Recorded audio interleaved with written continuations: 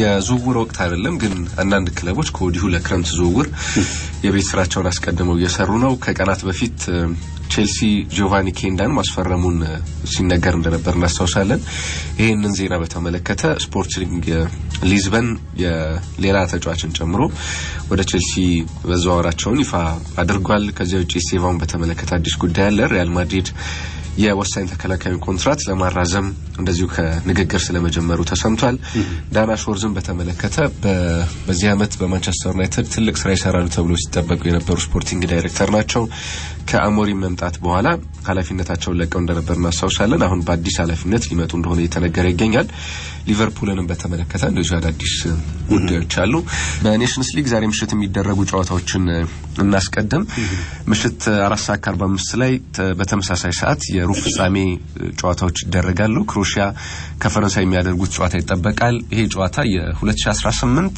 የዓለም ዋንጫ ፍጻሜ ጨዋታ የሚደገምበት አይነት መልክ አለው ሁለቱም ክለቦች ሁለቱም ሀገራት ግን በብዙ ተለውጧል ከዚያኛው ከ2018 የዓለም ዋንጫ በኋላ ያላቸውን ውጤት በተመለከተ የፈረንሳይ ብሔራዊ ቡድን አሁንም በተሻለ ጥንካሬ ላይ ያለ ብሔራዊ ቡድን ነው ክሮኤሺያን በተመለከተ ግን ምናልባት በአንጻራዊነት ከተመለከተን ካለፉት ጊዜያት ወይም የዓለም ዋንጫ ሲደርስ ከነበረው በጣም ባነሰ ቁመና ላይ ያለ ብሔራዊ ቡድን ነው አብዛኞቹ በ2018 በጥሩ በቃት ላይ የነበሩ ተጫዋቾቻቸው አሁን ላይ በእድሜ መግፋት ምክንያት የሚጠበቅባቸውን ያክል የሚሰጡ አይደሉም ለምሳሌ ሉካ ሞድሪች በ2018 ያለው ሞድሪችና አሁን ያለው ሞድሪች አንድ አይደለም ከዚያው ውጪ ፔሪሲች በፒኤስቪ እንዳዲስ በዚህ ውድድር አመት ጥሩ ጊዜን እያሳለፈ ነው ግን በ2018 የነበረውን አይነት ቁመና የሚደግም አይነት ተጫዋች አይደለም እድሜው 35 ተሻግሯል ስለዚህ በእንደዚህ በእድሜ መግፋት ምክንያት ምናልባት አሁን ላይ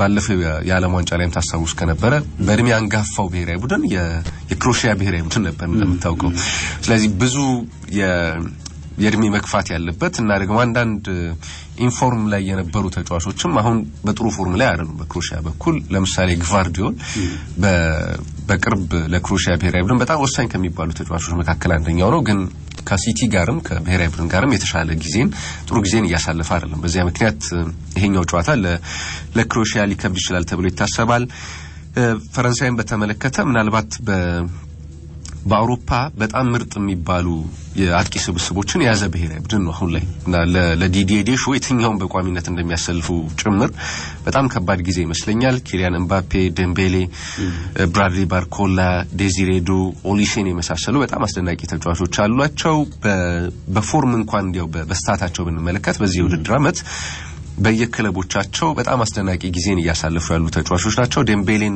ብንመለከት በፓሪስ ሰን ዠርማን 30 ግቦች አስቆጥሯል በዚህ ውድድር አመት 6 አሲስቶች አሉት ይሄ በዚህ የውድድር አመት ከዴምቤሌን ከተመለከት ነው ከቦሩሲያ ዶርትመንድ ጀምሮ ከተመለከት ነው ጊዜ አንስቶ በጣም የተሻለው ምርጡን ጊዜ ያሳለፈ የሚገኝበት ነው ከዚህ ውጪ ምባፔን በተመለከተ በተመሳሳይ ልክ እንደ ዴምቤሌ ሁሉ 30 ግቦች አስቆጥሯል በዚህ የውድድር አመት እና ደግሞ 4 የመጨረሻ ኳሶች አመቻችቶ አቀብሏል ማርከስ ቱራም ከኢንተር ሚላን ጋር በጣም ድንቅ ጊዜ ያሳለፈ ነው 16 ግቦች አስቆጥሯል 4 የመጨረሻ ኳሶች አቀብሏል ኦሊሴ በተመሳሳይ በባየርን በጣም ድንቅ ጊዜ ያሳለፈ ነው 13 ግቦችን አስቆጥሯል ከዚያ ውጪ 11 የመጨረሻ ኳሶችን አቀብሏል በአውሮፓ በግብ ተሳትፎ ከለካናቸው በየሊጎቻቸው ቀድሞ የሚቀመጡ ተጫዋቾች ናቸው ለምሳሌ ባርኮላ በፍራንሳይ ሊግ ብዙ የግብ ዕድሎችን በመፍጠር ቀዳሚው ተጫዋች ነው 18 ግቦች አስቆጥሯል 12 የመጨረሻ ኳሶች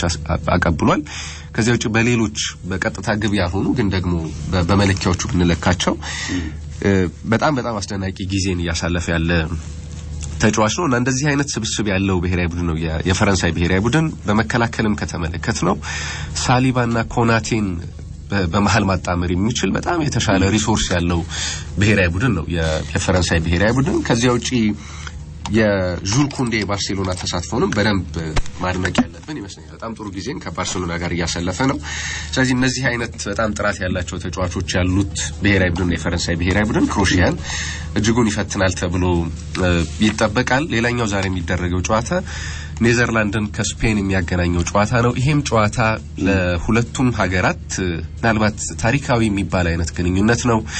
በዚህኛው ዛሬ በሚያደርጉት የሩብ ፍጻሜ ጨዋታ ሳይሆን ግን ሁለቱም ሀገራት እርስ በርስ በሚገናኙባቸው ጨዋታዎች በጣም አዝናኝ ጨዋታዎችን ነው የሚያስመለክቱን። ብዙ ጊዜ በዘመናዊ እግር ኳስ ውስጥ ብዙ የማይረሳ ግንኙነት ካላቸው ሀገራት መካከል ሁለቱ ይጠቀሳሉ። ለምሳሌ የስፔን እግር ኳስን መልክ በመቀየር ብዙ ጊዜ የሚዘመርለትና ቀድሞ የሚነሳው ሰው ዮሃን ክሩፍ ነው እና እሱ ደግሞ እንደምታውቀው ኔዘርላንዳዊ ነው።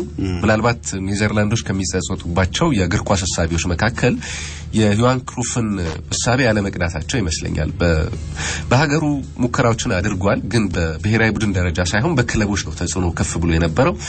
ስፔን ወደ ባርሴሎና ከመጣ በኋላ የባርሴሎና የእግር ኳስ ሞዴል ለአብዛኞቹ የስፔን ክለቦች እንደ ጥሩ ማሳያ ተደርጎ ይወሰዳል። አሁንም ድረስ በስፔን የሚጫወቱ ተጫዋቾች እና ደግሞ ከተጫዋች ምርጫ አንስቶ የሀገሪቱ የእግር ኳስ ባህልን ከተመለከተን በሳቸው የተቃኘ ነው እና አንዳንድ ክለቦች ብቻ ከዚህ ያፈነገጡ ናቸው። እንደምታውቀው አትሌቲኮ ማድሪድ በዚህ የሚገኝ አይደለም። ከዚያው ራሱ ሪያል ማድሪድም በተሻለ ወደ ጀርመን እግር ኳስ የቀረበ ቀጥተኛ እግር ኳስን የሚጫወት ክለብ ነው።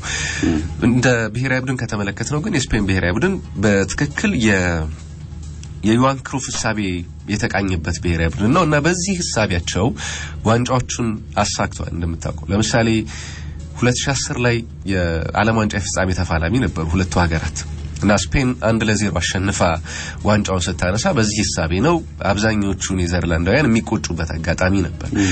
በኋላ ከ4 ዓመታት በኋላ በ2014 የብራዚሉ የዓለም ዋንጫ ላይ ኔዘርላንድ ይሄንን ተበቅላለች። በመጀመሪያ የምድብ ጨዋታ 5-1 በሆነ ውጤት ስፔንን አሸንፋ ተበቅላለች። ከዚያ ውጪ እንደዚህ አይነት የማይረሱ ታሪካዊ ጨዋታዎች አሏቸው። ከዮሃን ክሩፍ ቀድሞም ከዚያ በኋላ ባሉ ጨዋታዎችም በሳቢም ተመጣጣኝ አይነት ሳቢዎች የጨዋታ መንገድም ሲጫወቱ አልፎ አልፎ እናያቸዋለን። የዛሬም ጨዋታ ምናልባት እንግዲህ ታሪካዊ ከምንለው ጨዋታዎች መካከል አንደኛው ሊሆን እንደሚችል ይታሰባል። የቫን ፐርሲ የጭንቅላት ኳስ በ2014 የዓለም ዋንጫ ብዙዎች የሚያስታውሱት ይመስለኛል። በዓለም ዋንጫ ታሪክ ከማይረሱ ግቦች መካከል አንደኛው ነው። በስፔን ላይ ተቆጠረ ግብ ነው ያክብ እና የማይረሱ ግንኙነቶች አሏቸው። ዛሬ የሁለቱም ሀገራት ብሔራዊ ቡድን አሰልጣኞች አንደኛቸውን ሌላኛቸው አሞግሰዋል። የኔዘርላንድ ብሔራዊ ቡድን አሰልጣኝ ኮማን ባርሴሎና የስፔን ብሔራዊ ቡድን ጥሩ ወጣት ተጫዋቾች አሏቸው።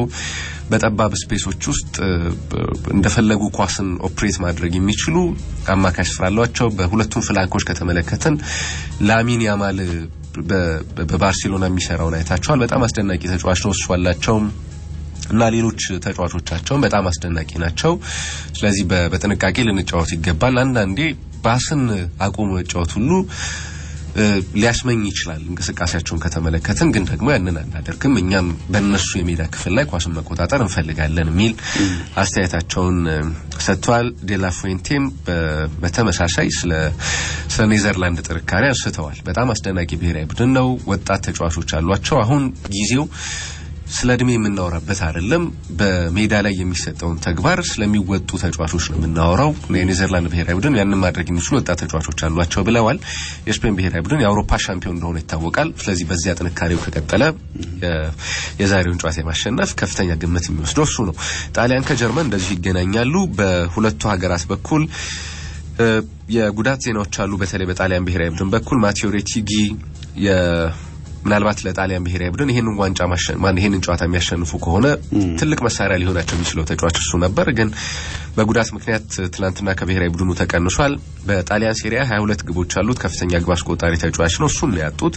ከዚያ ውጪ ግን ጥሩ ዜና የጥሩ ፎርም ላይ ያለው ሙስኪን ሌላ ጣሊያናዊ አጥቂ በጣሊያን ሴሪያ 15 ግቦች አሉት። እሱ ተክቶት የመጫወት እድል አለው። ከዚያ ውጪ ጣሊያን ያለፉት 2 ዓመታት በተከታታይ በግማሽ ፍጻሜ ተካፍላለች በኔሽንስ ሊግ። ስለዚህ ለተከታታይ 3ኛ ጊዜ በግማሽ ፍጻሜ ለመጫወት ይሄንን ጨዋታ በደርሶ መልስ ማሸነፍ ይኖርባታል።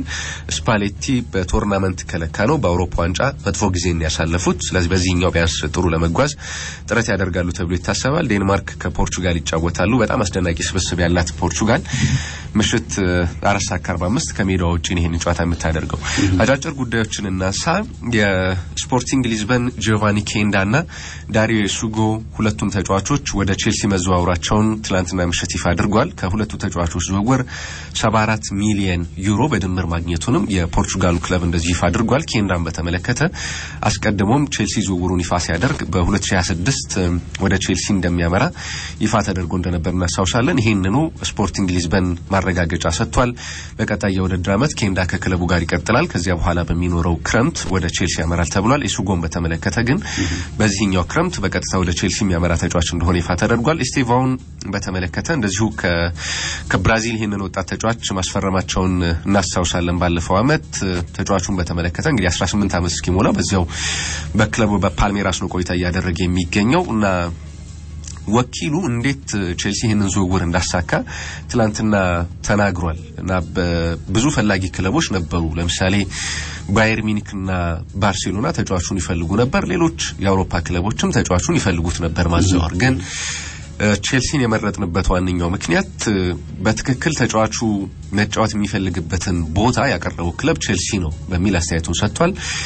ስቲቫው ራሱን እንደ ጥሩ አስር ቁጥር ተጫዋች ነው የሚመለከተው። ስለዚህ እዚያ ቦታ ላይ ሊያጫውተው የሚችል ክለብ ቅድሚያ ዝውውሩን ሊያገኝ እንደሚችል ግልጽ ነበር እና በገንዘብም በሌሎች ጥቅማጥቅሞችን ብቻ ሳይሆን 10 ቁጥር ቦታ ላይ እንደሚጫወት ማረጋገጫ የሰጠው ቼልሲ በመሆኑ ነው ቼልሲን የመረጥነው የሚል አስተያየቱን ሰጥቷል። ከዚያ ውጪ በቅርብ የቼልሲ ዝውውሮችን በተመለከተ እንዲህ አይነት ብልሃት ያላቸው ዝውውሮች ይመስላሉ። ለምሳሌ ጂዮቫኒ ኬንዳን ቀደም ሲል ያነሳነውን ተጫዋች ያዘዋውሩ ከሊዝበን ተጫዋቹን እንዲያዘዋውሩ እድል ከሰጣቸው ምክንያቶች መካከል አንደኛው እሱ የሚጫወትበትን ቦታ ከሌሎች ክለቦች በተሻለ ወደፊት አድቫንስ አድርገው እንዲጫወት እድል ስለሰጡት ነው። ለምሳሌ ማንቸስተር ዩናይትድ ተጫዋቹን ማስፈረም ይፈልጋል። ሊዝበን 45 ሚሊዮን ዩሮ ነው ከቼልሲ ያገኘው። 40 በቀጥታ የተቀረው በአድቫንስ መልኩ የተጫዋቹ ብቃት እየታየ የሚጨመር ገንዘብ ነው። ስለዚህ ይህንን ለማድረግ ማንቸስተር ዩናይትድ ለተጫዋቹ አቅርቦ የነበረው በተከላካይ ቦታ ላይ እንዲጫወት ነው። ቼልሲ ግን በተሻለ ወደፊት አድቫንስ አድርጎ ዊንገር ሆኖ እንዲጫወት እድል አቅርቦለት ስለነበር በዚያ ቼልሲን እንደመረጠ ቀድሞ ሲነገር እንደነበር እናስታውሳለን። የስቲቪውም ከዚያ ጋር ተመሳሳይነት እንዳለው ተሰምቷል። ማንቸስተር ዩናይትድ የተጫዋቹን ኮንትራት ለማደስ ጥረት እያደረገ እንደሆነ ይታወቃል። እሱም በተመለከተ ከትላንትና ጀምሮ ዩናይትድ የተጫዋቹን ኮንትራት ሊያራዝም የሚችልበት የተሻለ እድል አለው በሚል መረጃዎች መውጣት ጀምሯል። ግን በሳምንት እንዲከፈል የሚጠይቀው ገንዘብ በጣም ከፍተኛ ነው። በዚያ ምክንያት ማንቸስተር ዩናይትድ የተጫዋቹን ኮንትራት ሊያድሱ ይችላሉ የሚል ስጋቶች እንደነበሩ ይታወቃል። ጉዳትን በተመለከተ ሊሳንድሮ ማርቲኔዝ ከአርጀንቲና ብሔራዊ ቡድን ውጭ ሆኗል ተብሏል። በጉዳት ምክንያት እንግዲህ አስቀድሞ ዲባላና ሊዮኔል ሜሲ ከአርጀንቲና ብሔራዊ ቡድን ውጭ ሆነው እንደነበር እናስታውሳለን። ሌላ ከብሔራዊ ቡድኑ ውጭ የሆነ ተጫዋች መሆኑ ተረጋግጧል። ሪካርዶ ካላፊዮሪ እንዴት አርሰናልን በክረምት የዝውውር መስኮት እንደተቀላቀለና አርሰናልን ለምን እንደመረጠ ተጠይቆ አስገራሚ ምላሽ ሰጥቷል። እንግዲህ ብዙ ተጫዋቾች ያው በክለብ ፕሮጀክቶች እንደሚመሩ እና በዚያ እንደሚሳቡ ብዙ ጊዜ ወይ በሚቀርብላቸው ገንዘብ እና ደግሞ በጨዋታ ቦታ እንደሚመርጡ ይታወቃል። የተለየ ምርጫ እንዳደረገ ያስታውቋል።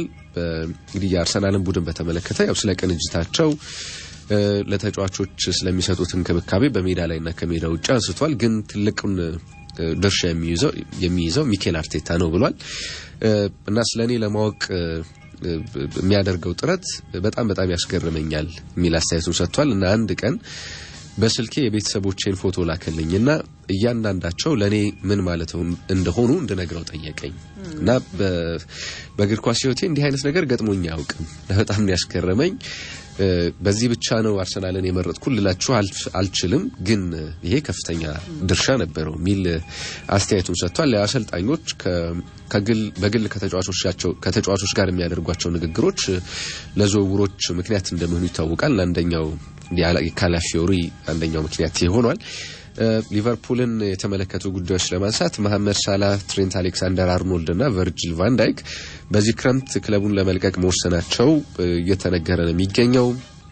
ሶስቱም ተጫዋቾች ትልቁ ምክንያታቸው በአውሮፓ ቻምፒዮንስ ሊግ ሊቨርፑል ከውድድር ውጪ መሆኑን ተከትሎ የወሰኑት ውሳኔ እንደሆነ ፊጂኤስ አስነብቧል።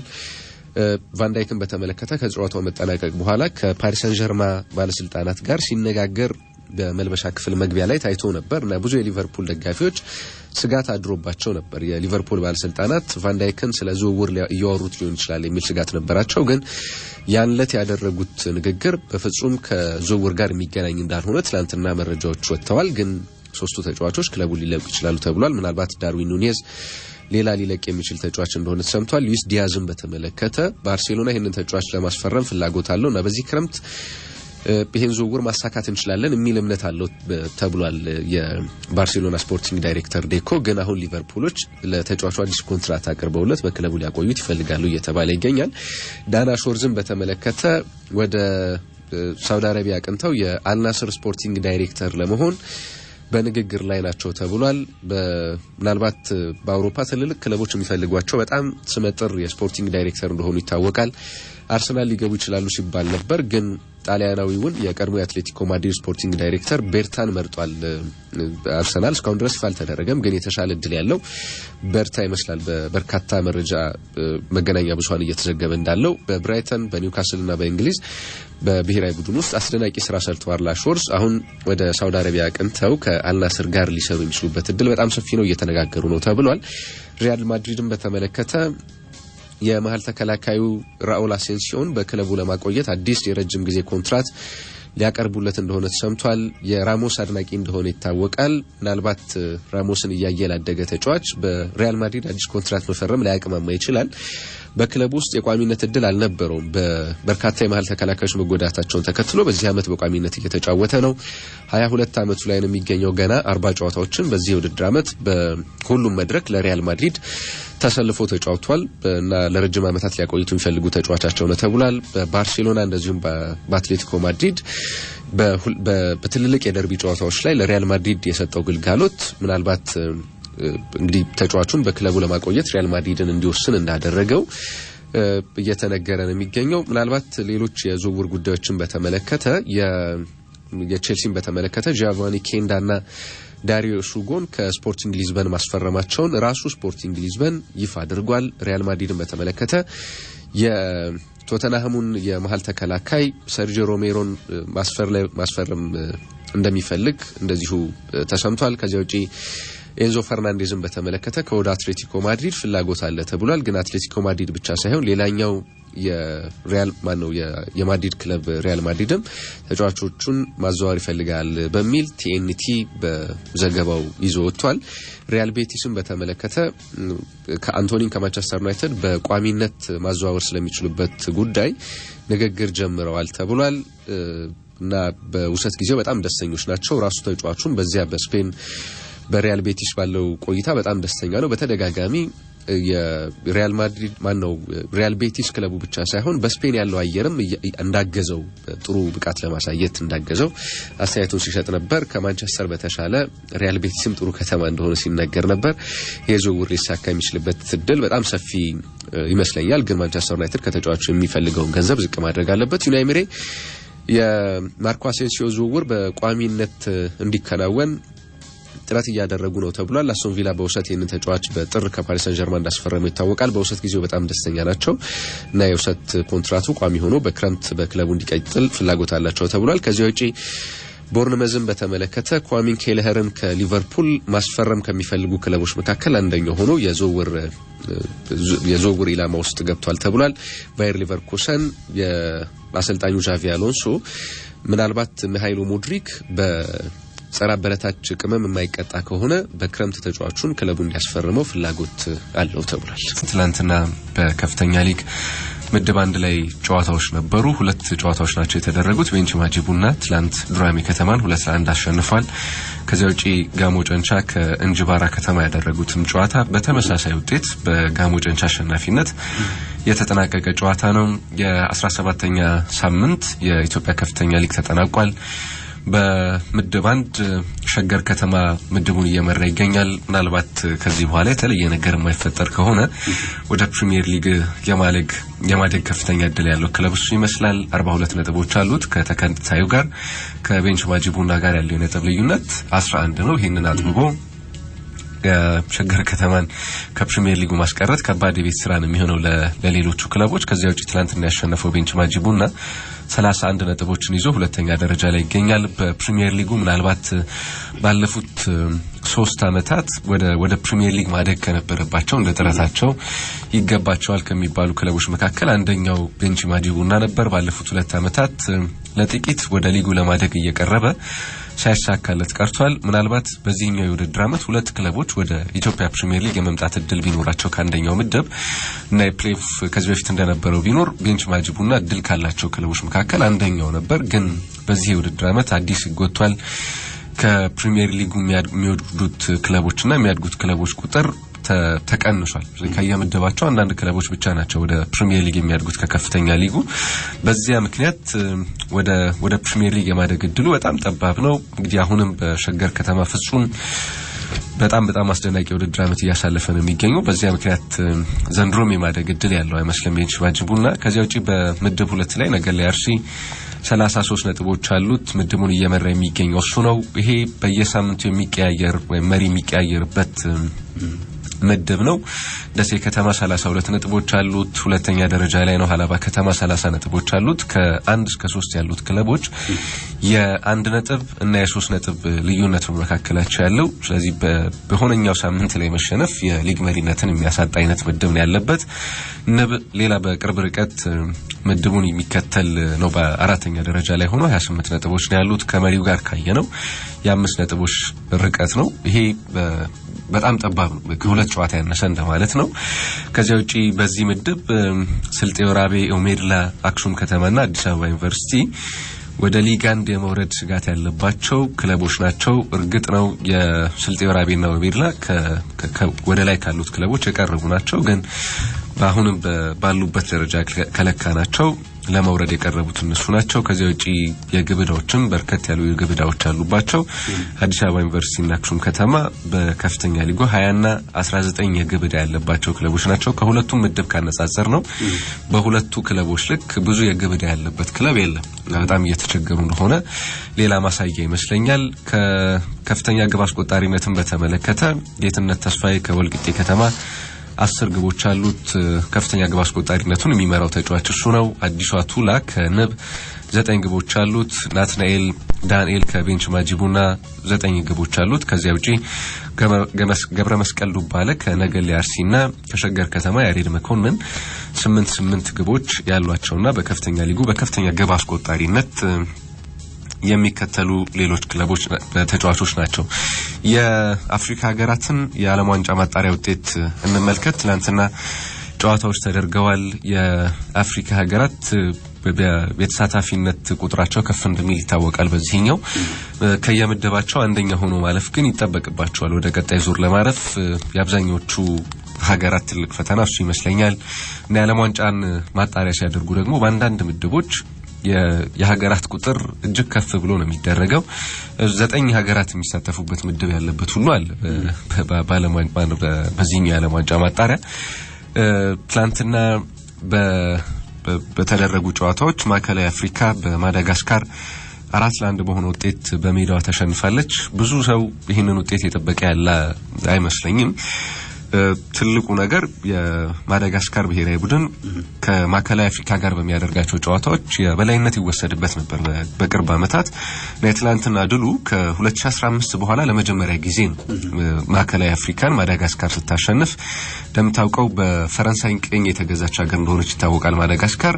እና በቡድኑ ውስጥ ያሉት አብዛኞቹ ተጫዋቾች ከሀገራቸው ሊግ ውጪ የሚጫወቱ ናቸው። ከማዳጋስካር ሊግ ውጪ የሚጫወቱ ናቸው።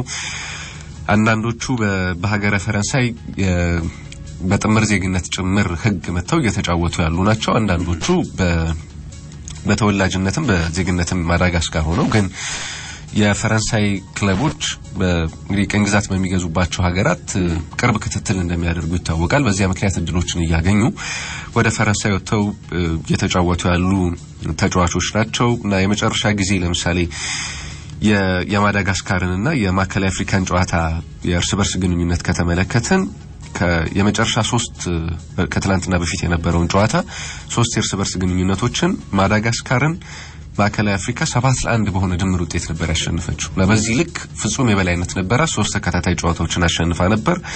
ትላንትና ያልተሳካም የሪጎበርት ሶንግ እንደምታውቀው ከካሜሮን ጋር ከተለያየ በኋላ የማዕከላዊ አፍሪካ ብሔራዊ ቡድን አሰልጣኝ ሆኖ ነው የተሾመው። ትላንትና ለውጥ ያመጣል ብለው ይጠብቋቸው ከነበሩ ሰዎቻቸው መካከል አንደኛው እሱ ነበር። ግን አልተሳካም። ለውጦችን ያመጣ አይደለም በብሔራዊ ቡድኑ። በዚህ በዓለም ዋንጫ ማጣሪያ 5ኛ ጨዋታዋን ነው ትላንትና ማዕከላዊ አፍሪካ ያደረገችው። ያሸነፈችው አንድ ጨዋታ ብቻ ነው። በተቀረ 3 ጨዋታዎች ተሸንፋለች። አንድ ጨዋታ አቻ ነው የተለያየችው። ከዚያ ውጪ ማዳጋስካርን በተመለከተ የትላንትናው ድል የምድቡ መሪ እንድትሆን አድርጓታል። ስለዚህ ወደ ዓለም ዋንጫ የምታልፍ ከሆነ እንግዲህ ሌላ የማይታሰብ ተአምር የምናይበት አዲስ ታሪክ የሚጻፍበት ሊሆን ይችላል። በዚህ ምድብ ቀላል የሚባሉ ሀገራት አይደለም ያሉት። ጋናና ማሊን የመሳሰሉ በእግር ኳስ ደረጃቸው በጣም ከፍ ያሉ ሀገራት አሉ።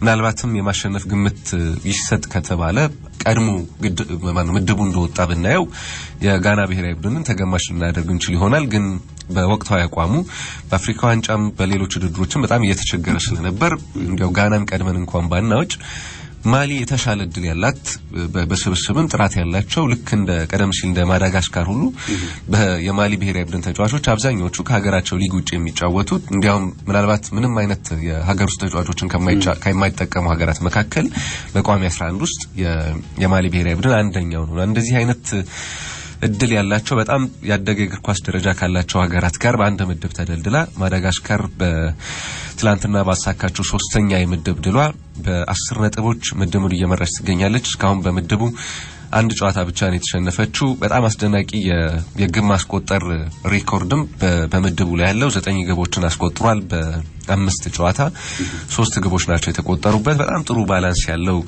ቡድን ነው ትላንትና የተመለከትነው። ከፈረንሳይ፣ ከስዊዘርላንድ፣ ከቤልጅየም እና ከግብጽ ሊግ የተውጣጡ ተጫዋቾችን የሚያሳትፍ ብሔራዊ ቡድን ነው። በጣም ጥሩ ጨዋታ አስመልክቶ ትላንትና አሸንፏል። ምናልባት አሰልጣኛቸውም ለዚህ ክሬዲቱ ይገባል። ኮረንቲን ማርቲንስ በዜግነት ፈረንሳይ ነው እሱ አሰልጣኛቸውም። ግን በአፍሪካ እግር ኳስ ውስጥ አዲስ አይደለም። ከዚህ ቀደም የሞሪታኒያንና የሊቢያ ብሔራዊ ቡድኖችን አሰልጥኗል። የ3ኛ የአፍሪካ ብሔራዊ ቡድኑ ነው እያሰለጠነ የሚገኘው ማዳጋስካርን። ትላንት አሸንፎ ተሳክቶለት ለማዳጋስካራውያን ጥሩ ደስታ ሰጥቷል። ከዚያ ውጪ ኢስዋቲኒ ከካሜሮን ያደረጉት ጨዋታ ያለ ግብ 0-0 ተጠናቋል። ላይቤሪያ በሜዳዋ በቱኒዚያ 1-0 ተሸንፋለች። የእግር ኳስ ደረጃቸው የሚገናኝ አይደሉም። ቱኒዚያ የተሻለ እግር ኳስ ደረጃ ያላት ሀገር እንደሆነች ይታወቃል። ትላንት በማጣሪያ የነበሩ ጨዋታዎች እነዚህ ናቸው። ከዚያ ውጪ የሴቶች ቻምፒዮንስ ሊግን እንመልከትና ረፍት እናደርጋለን። የሴቶች የአውሮፓ ቻምፒዮንስ ሊግ የሩብ ፍጻሜ ጨዋታዎች እየተደረጉ ነው። ትላንትና 2 ጨዋታዎች ተደርገዋል። ማንቸስተር ሲቲ ቼልሲን በመጀመሪያ ዙር ጨዋታ 2-0 አሸንፏል። የመልስ ጨዋታ አለው። ቼልሲ በሜዳው ይህንን ውጤት የመቀልበስ ከፍተኛ የቤት ስራ ይኖርበታል። ቪቪያና ሜዴማ ተቀይራ የገባችው የማንቸስተር ሲቲ ተጫዋች 2 ግቦችን አስቆጥራ ትላንትና ለማንቸስተር ሲቲ ታሪክ ሰርታለች። ምናልባት የጨዋታ ውጤት ብዙዎች ያልገመቱት ነበር። ከ31 ጨዋታዎች በኋላ ነው ቼልሲ ለመጀመሪያ ጊዜ በማንቸስተር ሲቲ የተሸነፈው። በሴቶቹ ጠንካራ ቡድን ካላቸው ክለቦች መካከል ቼልሲ አንደኛው ነው። በሊጉ በኤፍኤ ካፕ በሴቶቹ እንዲሁም በአውሮፓ ቻምፒዮንስ ሊግ ረጅም ርቀቶችን ከሚጓዙ ክለቦች መካከል አንደኛው ነው። ባለፈው የቻምፒዮንስ ሊግ ዋንጫን ጭምር እንዳሳካ እናውቃለን። ከ31 ጨዋታዎች በኋላ ለመጀመሪያ ጊዜ ትላንትና ምሽት ተሸንፏል። ከዚያ ውጪ ከሜዳ ውጪ ወልፍስበርግን የገጠመው ባርሴሎና 4-1 በሆነ ውጤት በሴቶቹ ትላንትና አሸንፏል። ወደ ግማሽ ፍጻሜ ማለፍ እድላቸውን ካሰፉ ክለቦች መካከል ባርሴሎናና ማንቸስተር ሲቲ ትላንትና የመጀመሪያ ዙር ጨዋታቸውን አሸንፈዋል። ምናልባት የባርሴሎና ውጤት በመጀመሪያው ዙር ያለቀ ይመስላል። ከሜዳው ውጪ ነው ይህንን ጨዋታ ያሸነፈው። ስለዚህ በሜዳው ከዚህ የከፋ ሽንፈት የማይመጣ ከሆነ ቀለል አድርጎ ወደ ግማሽ ፍጻሜ ማለፍ እድሉ ሰፊ ይመስላል።